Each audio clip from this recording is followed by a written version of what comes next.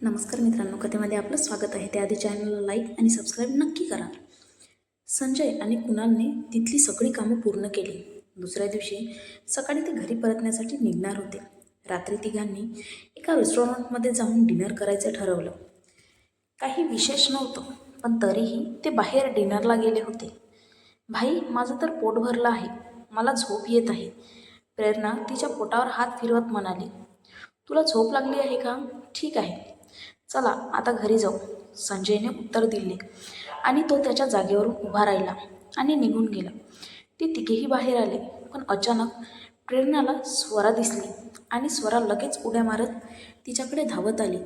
ओ प्रेरणा, तू पण इथे डिनरसाठी आली होतीस का? स्वराने तिचा हात पकडून विचारलं. हो, हा माझा भाऊ आहे. प्रेरणाने संजय आणि कुणालची स्वराशी ओळख करून दिली. संजय आणि कुणालने फक्त मान हलवली. तू इथं कोणासोबत आली आहेस? प्रेरणाने तिला विचारलं. माझ्या भावासोबत, आणि माझे बाबा आणि आई पण इथेच आहेत, स्वराने हसत हसत बोलली आणि बाजूने येणाऱ्या सीमा, करण आणि त्यांच्या भावाकडे बोट केलं. प्रेरणाबरोबर संजय आणि कुणालनेही त्या दिशेला पाहिलं. सीमा आंटी, करण आणि त्याचे बाबा तिकडेच येत होते. तिघेही स्तब्ध झाले. प्रेरणाला त्यांना भेटायचं होतं, पण तिलाही हे माहिती होतं की संजय भेटू नाही देणार. प्रेरणा, उशीर होत आहे, घरी जाऊया, संजय थंडपणे म्हणाला. त्याच्या चेहऱ्यावर राग स्पष्ट होता. प्रेरणा त्यांच्या सावत्र बहिणीची खूप क्लोज फ्रेंड होती असं दिसत होतं. याचा त्याला राग आला होता. एवढं बोलून तो गेटकडे चालू लागला. स्वरा, भाईला थोडं अर्जंट काम आहे, तुझ्या भावाला आणि आईला मी पुढच्या वेळी भेटेन, प्रेरणा म्हणाली आणि संजय बरोबर निघून गेली. ही प्रेरणा एवढी विचित्र का वागली आत्ता? स्वरा तिच्या पाठमोऱ्या आकृतीकडे गोंधळून पाहत होती. सीमा आंटी आणि बाकी दोघेही तिच्या मागून आले आणि तिला गोंधळून पाहिलं. काय झालं स्वरा, इथं का अशी उभी आहेस? सीमा आंटींनी विचारलं. अरे आई, ती माझी फ्रेंड आहे ना प्रेरणा, ती आत्ता तिच्या भाईबरोबर इथंच आली होती. मी तिला बोलले की तुला भेट, पण ती तशीच घाईघाईमध्ये निघून गेली, स्वरा बोलली. प्रेरणा? आणि तिच्या भावाचं नाव काय आहे? सीमा आंटींना वाटलं की ती नक्कीच त्यांची मुलगी प्रेरणा असेल, म्हणून त्यांनी विचारलं. तिच्या भावाचं नाव काय आहे? मला नाही माहिती, मी कधी विचारलं नाही. ठीक आहे, ते जाऊ दे, आपण घरी जाऊ, आजी आजोबा एकटे आहेत, स्वरा म्हणाली आणि त्या तिघांनीही मान हलवली आणि स्वराच्या आजी आजोबाच्या घरी आले, जिथे स्वरा राहत होती. स्वरा तिच्या रूममध्ये बसून मोबाईलमधील फोटो बघत होती. असेच मॉलमधले फोटो बघत होती की तिची नजर प्रेरणाच्या फोटोवर पडली. तिने तिला निरखून पाहिलं. प्रेरणा सेम टू सेम तिच्या आईसारखी दिसत होती. प्रेरणा सेम आईसारखी दिसते आणि आईही आज प्रेरणाविषयी का विचारत होती? आईने मला या अगोदरही एकदा सांगितलं होतं की मला अजून एक बहीण आणि भाऊ आहे, पण मी कधी याविषयी विचारलं नाही. प्रेरणाविषयी विचारू का आईला? स्वराने विचार केला आणि उठून तिच्या आईबाबांच्या रूमकडे गेली. तिने दारावर टकटक केली. दरवाजा तिच्या बाबांनी उघडला. बाबा, आई कुठं आहे? स्वराने विचारलं. ती झोपली आहे, पण तू अजून का जागी आहेस? तिच्या बाबांनी विचारलं. काही नाही, असंच मला आईशी काहीतरी बोलायचं होतं, उद्या बोलते, गुड नाईट बाबा. एवढं बोलून स्वरा तिथून निघून गेली.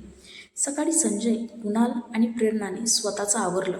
ते आजपर्यंत माघारी येणार होते. तिघेही हेलिकॉप्टरजवळ आले आणि हेलिकॉप्टरमध्ये बसले.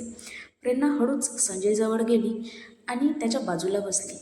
भाई, प्रेरणाने त्याला हाक मारली. बोल, काय झालं? संजयने तिच्याकडे बघून विचारलं. भाई, आपण आईला का नाही भेटू शकत? आईने तर आपल्याला बरोबर काही चुकीचं केलंही नाही, मग आपण तिला का नाही भेटत? प्रेरणाने गंभीरपणे विचारलं. ती आपली आई नाही आहे प्रेरणा. बाबा आजारी होते तेव्हा तिने त्या गरीब अवस्थेत आपल्याला सोडलं आणि त्या श्रीमंत माणसाबरोबर लग्न केलं. ती आपल्याशिवायही किती खुश होती, पाहिलं ना तू? तिच्याकडे पूर्ण फॅमिली आहे, तिला आपली गरज नाही, तर मग आपण तिला का भेटावं असं तुला वाटतं? संजय थंडपणे म्हणाला. आणि तसंही आपण आता तिच्याशिवायही खुश आहोत, मग तिला का भेटायचं आपण? संजय विचार करत बोलला. पण तिने माझ्याकडे बघितलं होतं, कदाचित तिलाही मला भेटायचं होतं, प्रेरणा पुन्हा म्हणाली. ते काहीही असो, तू तिला भेटणार नाही आणि आतापासून तिच्या त्या मुलीपासूनही लांब राहा. तिलाही भेटायची काही गरज नाही, संजय स्ट्रिक्ट टोनमध्ये बोलला. संजयचे शब्द ऐकून प्रेरणा गप्प झाली. काही झालं तरी त्याच्याबरोबर आर्ग्युमेंट करण्याची तिचीही एक लिमिट होती. शेवटी तो नाही म्हणाला तर त्याचा अर्थ नाहीच होतो. ती गप्प बसली. तिला संजयला रागाला घालवायचं नव्हतं. प्रेरणानेही तिचा चेहरा फिरवला आणि डोळे मिटून मागे टेकून बसली. ती मोठी जरी झाली असली तरी तिला लहानपणापासून तिच्या आईची गरज भासत होती. संजयने तिला कधीच काही कमी पडू दिलं नाही. तो तिच्यावर खूप प्रेम करायचा. पण आईची माया ती आईच असते. तिची जागा कोणीच कसं घेऊ शकेल? डोळे मिटून घेतल्यावर नंतर तिच्या डोळ्याच्या कोपऱ्यातून एक अश्रू अलगद तिच्या गालावर विसावला. संजयने ते पाहिलं. त्याला अजिबात तिने रडलेलं आवडत नव्हतं. लहानपणापासून त्याने तिला खूप जपलं होतं. कधी कोणत्या गोष्टीसाठी अडवलं नव्हतं. तिला तिचं ग्रॅज्युएशन USA मध्ये करायचं होतं तर तेही त्याने मान्य केलं. पण आता तिचा हट्ट तो पुरवू शकत नव्हता. तिने तिचे डोळे उघडले. नंतर टिशूने ते पुसले. भाई, मला आईला भेटायचं आहे. तू मला कितीही वेळा नकार दिला तरी मी तुला येऊन परमिशन मागणार. प्लीज भाई, मला एकदा भेटायचं आहे फक्त तिला. आणि ती जर मला म्हणाली की तिला मला नाही भेटायचं तर मी अजिबात हट्ट नाही करणार. प्रेरणा परत संजयकडे वळत बोलली, रडणं बंद कर. ज्यांना आपली पर्वा नाही अशा व्यक्तीसाठी का रडायचं आपण? संजय तिचे डोळे पुसत बोलला, प्लीज भाई, एकदा. प्रेरणा अजून मोठ्याने रडू लागली आणि आपल्या बॉसचं हट्टी वागणं बघून कुणाल बोलला, जर तिला भेटायचं आहे तर तू का नकार देत आहे? तिला त्यांना फक्त एकदा भेटायचं आहे. तुला नाही ना त्यांना भेटायचं तर राहू दे, पण तिला तरी भेटू दे. आपल्या जन्मदात्या आईला भेटण्यापासून तू तिला अडवू शकत नाहीस. आणि काही झालं तरी त्याच्याशिवाय तुझं अस्तित्व नसतं, एवढं लक्षात ठेव. कुणाल संजयला बोलला, मला फक्त एवढं माहिती आहे की ती जेव्हा आम्हाला सोडून गेली, जेव्हा आम्हाला तिची गरज होती. संजय हळू आवाजात बोलला. त्यालाही त्याच्या आईबरोबर असं वागणं आवडत नव्हतं, पण तरीही तो विसरू शकत नव्हता की त्याच्या आईने त्यांना फक्त ते गरीब होते म्हणून सोडलं होतं. तुला काही माहिती नाही आहे.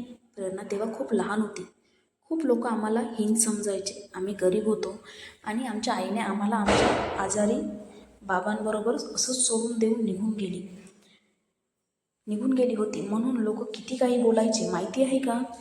समजतही नव्हतं जास्त काही, इतकं लहान होतो. बाबा आजारी होते आणि त्यांच्या ट्रीटमेंटसाठी आपल्याकडे पैसेही नव्हते आणि त्यातच त्यांचा जीव गेला. पण तरीही ती आपल्याला भेटायला आली नाही ना, बघायला आली नाही. त्यानंतर आपलं काय झालं? तेव्हाच ठरवलं होतं इतकं मोठं व्हायचं, इतके पैसे कमवायचे की कोणी आपल्याकडे बोटही नाही दाखवलं पाहिजे, की कोणी आपल्याकडे पैसे नाहीत म्हणून सोडून गेलं नाही पाहिजे. खूप दिवसानंतर संजय मोकळेपणाने बोलत होता. त्याच्या डोळ्यातही अश्रू जमा झाले होते. प्रेरणाने तिच्या भावाला असं कधीच बघितलं नव्हतं. तिलाही गिल्टी फील झालं. भाई आपल्यामुळे रडला म्हणून तिने लगेच त्याला मिठी मारली. आय एम सॉरी भाई, मी नंतर असा हट्ट अजिबात करणार नाही. मी यापुढे आईला भेटण्याचा प्रयत्नही करणार नाही. मी प्रॉमिस करते की याविषयी मी तुझ्यासमोर कधी बोलणार नाही. प्रेरणा त्याच्या मिठीत रडत बोलली आणि संजयने तिच्या पाठीवरून हात फिरवला. जान्हवी आणि सुमी काकू लिव्हिंग रूममध्ये बसून कोरियन ड्रामा बघत होत्या. दोघीही स्नॅक्स आणि कोल्ड्रिंकचा आनंद घेत होत्या. मॅडम आणि सर कधी परत येणार आहेत? सुमी काकूंनी विचारलं. मला नाही माहिती. त्याने मला तिथं गेल्यापासून एकदाही कॉल केला आणि काही सांगितलंही नाही, जान्हवी गाल फुगवून म्हणाली. जवळ असला की फक्त स्वीट टॉक असतात आणि बाहेर कुठे गेला की आठवणही येत नाही त्याला माझी. जान्हवी चिप्स खात विचार करत होती. जाऊ द्या ना, तो इथं दिसला तर तो आला आहे आणि नाही दिसला तर तो USA मध्ये आहे असं समजायचं. जान्हवी हसत बोलली आणि तिच्या बोलण्यावर सुमी काकूही हसल्या. रात्री 11 वाजेपर्यंत दोघी त्यांची वाट पाहत होत्या, पण ते आले नाही. शेवटी कंटाळून जान्हवी बोलली, मला खूप झोप लागली आहे, आपण झोपायला जाऊ? हां ठीक आहे, सुमी काकू बोलल्या आणि त्यांच्या रूममध्ये जाऊ लागल्या. काकू, आज मी तुमच्याबरोबर झोपणार, जान्हवी बोलली आणि काकू चकित झाल्या. अरे पण जानू, तू आमच्या नोकरांच्या रूममध्ये कशी झोपणार? काकूंनी विचारलं. काही नाही होत, मला एवढ्या मोठ्या रूममध्ये एकटीने झोप नाही येत, प्लीज ना. तसंही संजय इथं नाही आहे, जान्हवी बोलली आणि सुमी काकूंनी मान हलवली. TV बंद करून दोघी सुमी काकूंच्या रूममध्ये गेल्या. रात्रीच्या 2 वाजता संजय, कुणाल आणि प्रेरणा मेन्शनमध्ये पोहोचले. ते अर्धवट झोपेत होते, त्यामुळे ते थेट आपापल्या रूममध्ये गेले.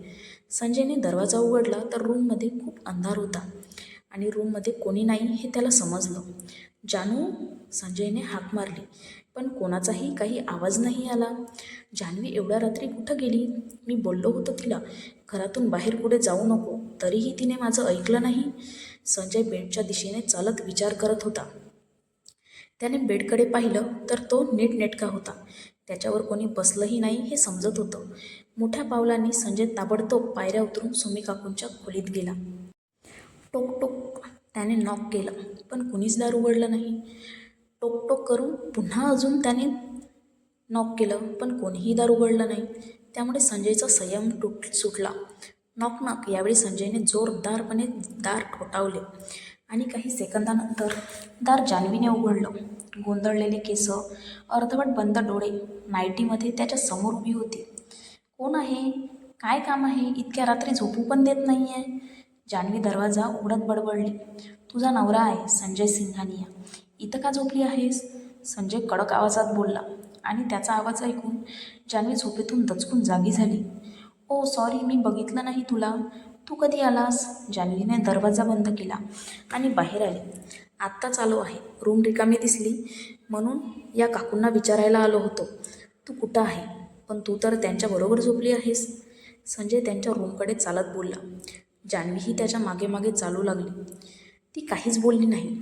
रूममध्ये जाऊन जान्हवी थेट बेडवरती पडली आणि संजय बाथरूममध्ये फ्रेश व्हायला गेला. काही वेळानंतर तोही बाहेर आला तर जान्हवी मस्त झोपली होती. त्याला अपेक्षा होती की ती त्याच्यासाठी नाईट ड्रेस काढून ठेवेल.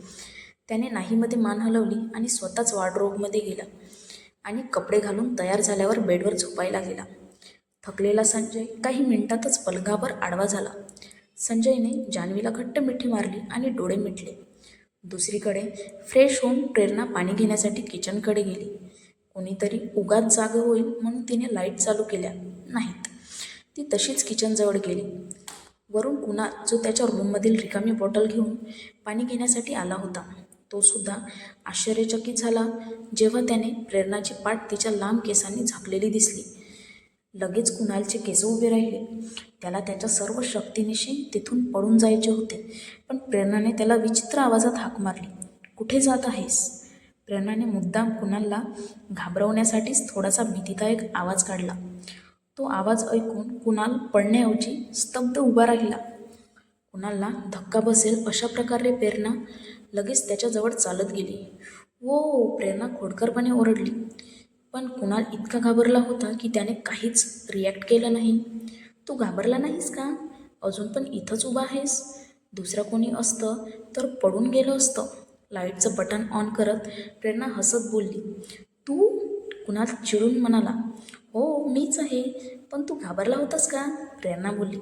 असं मध्यरात्री लांब केस असलेल्या एका विचित्र आवाजात पांढरे कपडे घातलेल्या स्त्रीला पाहून कोण घाबरणार नाही? मला वाटलं तू भूत आहे. कुणाल बोलला.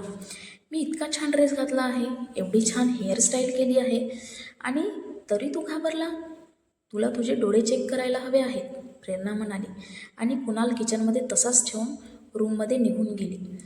कुणाल खूप चिडला होता. तो पाणी न घेताच रूममध्ये निघून गेला. तो जाता जाता प्रेरणाला खूप बडबड करत होता. मी याचा बदला नक्की घेईन. कुणाल विचार करत बेडवर आडवा झाला. सकाळी सगळे डायनिंग टेबलवर बसून ब्रेकफास्ट करत होते. कुणाल, आज तू प्रेरणाला कॅम्पसमध्ये घेऊन जाशील आणि मग ऑफिसला येशील, ठीक आहे? संजय त्याचा नाश्ता संपवत म्हणाला. नको भाई, माझं मी जाईन. कुणाल तुझ्यासोबत बरोबर ऑफिसला येईल, प्रेरणा ज्यूस पीत बोलली. मी म्हणालो ना, कुणाल येईल तुझ्याबरोबर. तू कुठेही जाशील तिथं कुणाल तुझ्याबरोबर असेल, संजय बोलला. तुला काय म्हणायचे आहे भाई? प्रत्येक वेळी मी असा कुठेही जाईन तेव्हा कुणाल नेहमी माझ्या मागे असणार, प्रेरणा बोलली. हां, संजय म्हणाला आणि त्याच्या खुर्चीवरून उठला. त्याने त्याच्या शेजारी बसलेल्या जान्हवीचा हात पकडला आणि तिला बाहेर ओढत घेऊन जाऊ लागला. मला कुठं घेऊन चालला आहे? जान्हवीने आपला हात सोडवण्याचा प्रयत्न करत बोलली. आज तू माझ्याबरोबर माझ्या ऑफिसमध्ये येणार आहे. कुणाल नाही तर मला जास्त काम असेल, मग मला मदत करायला कोणी नको का? संजय तिच्यासाठी कारचा दरवाजा उघडत बोलला. नाही, मला नाही यायचं आहे. मी घरीच ठीक आहे. मला ऑफिसमधील काम पण येत नाही, जान्हवी म्हणाली, कारण तिला संजयबरोबर जायचं नव्हतं. मला नकार दिलेला आवडत नाही, संजय म्हणाला. आणि जान्हवीला कारमध्ये जाण्यास भाग पाडलं. सिल्वर रंगाच्या गाडीने हायवेला दुभंगायला सुरुवात केली. गाडीत दोघेही काही बोलत नव्हते. जान्हवी अस्वस्थ होती, कारण तिला जबरदस्तीने संजयने गाडीत बसवलं होतं. सिंघानिया टेक्स्टाईल कंपनीच्या ऑफिसमध्ये पोहोचल्यावर जान्हवीला बाहेरही येऊ वाटत नव्हतं. तिने काही चांगले कपडेही घातले नव्हते. ती साधासा कुर्ता घालून होती. मी गाडीत थांबेन, माझे कपडे बघ, मी आत नाही येणार, जान्हवी बोलली. कोण बोललं की तू या कपड्यात आत येऊ शकत नाही? ही कंपनी माझी आहे, याचा अर्थ ही तुझीसुद्धा आहे. आणि कोणी तुझ्याकडे पाहिलं तरी मी त्याला फायर करेन, संजय सिरियस टोनमध्ये बोलला. संजय आणि जान्हवी बाहेर आले आणि आतमध्ये जाऊ लागले. संजयकडे मान वर करून पाहायची कोणामध्ये हिंमत नव्हती, पण सगळे जान्हवीकडे विचित्र नजरेने बघत होते. जान्हवीला कसं तरी वाटलं. ती संजयपासून अंतर सोडून लांबून लांबून चालू लागली की संजयने तिचा हात पकडला आणि तिला आपल्याकडे खेचलं. सगळे एम्प्लॉई डोळे फाडून त्यांच्याकडे बघत होते. संजय स्त्रियांचा किती तिरस्कार करतो हे सगळ्यांना माहिती होतं, आणि आज तो चक्क एका मुलीला घेऊन ऑफिसमध्ये आला होता. मी इथल्या लोकांमध्ये अनाऊन्स करू का की तू माझी बायको आहेस? संजय कुजबुजला. काही गरज नाही आहे, नंतर त्यांना समजेलच, जान्हवी म्हणाली. ठीक आहे स्वीटार्ट, तू जसं बोलशील तसं होईल. संजय तिच्या कानाजवळ कुजबुजला आणि तिच्या कानावर किस केला. जान्हवी डोळे फाडून त्याच्याकडे बघत होती. ते त्यांच्या प्रायव्हेट लिफ्टमध्ये जाणार होते की एक मध्यम वयाचा माणूस तिथं आला. कशी आहेस जान्हवी? विनोद काकांनी विचारलं आणि जान्हवीने त्यांच्याकडे पाहिलं. काकांना बघू शकतात तुम्ही, मी चांगली आहे, आणि आता मला एक श्रीमंत आणि काळजी घेणारा नवरा मिळाल्याने मी खूप आनंदीही आहे. काकांना तिच्या जवळ येताना पाहून जान्हवी नाराज झाली होती, तरीही ते चेहऱ्यावर न दाखवता बोलली. मग बरं झालं, कधीतरी घरी ये, तुझी आत्या तुला मिस खूप करते. विनोद निर्लज्जपणे म्हणाला. सॉरी काका, पण सध्या तर मी माझ्या नवऱ्याबरोबर थोडी बिझी आहे, त्यामुळे मी त्यांना असंच सोडून तर येऊ शकत नाही ना. जान्हवी खोटं बोलली, कारण तिचा त्यांच्यावरचा राग अजूनही कमी झाला नव्हता. माझी बायको काय म्हणाली हे तुम्ही ऐकलं नाही का मिस्टर विनोद? त्यामुळे आता तुम्ही जाऊ शकता, संजय थंडपणे म्हणाला. त्याने जान्हवीचे बदललेले भाव बघितले होते. विनोदने संजयकडे पाहिलं आणि मान हलवून तिथून निघून गेला, कारण संजय त्याचा बॉस होता आणि बॉसच्या विरोधात जाणं त्याला परवडणार नव्हतं. संजयने परत जान्हवीचा हात पकडला आणि तिला लिफ्टमध्ये घेऊन गेला. दोघेही संजयच्या केबिनमध्ये गेले. त्याची केबिन खूप मोठी आणि प्रशिस्त होती. सगळं काही अगदी ज्या त्या जागेवर होतं. तिथे एक काचेचे कपाट होते, ज्यात पुस्तक व्यवस्थित मांडलेली होती. एक सोफा आणि एक मोठा डेस्कही होता. तिथं बरीच कपाटे होती, ज्यात महत्त्वाच्या फाईल्स आहेत, ज्या व्यवस्थित ठेवल्या होत्या. तुम्हाला आराम करायचा असेल तर तू लेफ्ट कपाटातून आत जा, रेस्टरूम आहे तिथं. मला आता काम करायचे आहे, संजय मोठ्या आकाराच्या खुर्चीवर बसत म्हणाला. मी ठीक आहे, सोफासुद्धा आराम करायला छान आहे, जान्हवी सोफ्याकडे चालत म्हणाली. तुला खायचे किंवा प्यायचे असेल तर पॅनेट्रीला टेलिफोनद्वारे ऑर्डर कर, तिथं एक टेलिफोन आहे. टेबलवर असलेला टेलिफोन दाखवत संजय बोलला. त्याच्या बाजूला एक फोटो होता. जान्हवी फोटोकडे पाहिलं. फोटो संजय आणि प्रेरणाचा होता, तोही बीचवरचा. हो, जान्हवीने उत्तर दिलं. जान्हवीचे उदासीन उत्तर ऐकून संजयने त्याच्यासमोर बाजूला केलं आणि उठून तो जान्हवीजवळ गेला आणि तिला मागून मिठी मारली. तू मला असं बेफिकीरपणे उत्तर दिलेलं मला आवडत नाही. संजय जान्हवीच्या कानात कुजबुजला. मी आधी बोललेलं तुला आवडत नव्हतं, तुला माझा आवाजही ऐकायचा नव्हता, मग आता मी जास्त का बोलू? जान्हवी बोलली.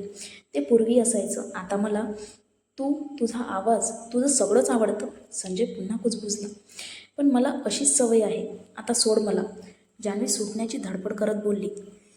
नाही, मी नाही सोडणार, संजय मुद्दाम तिला अजून घट्ट मिठी मारत बोलला.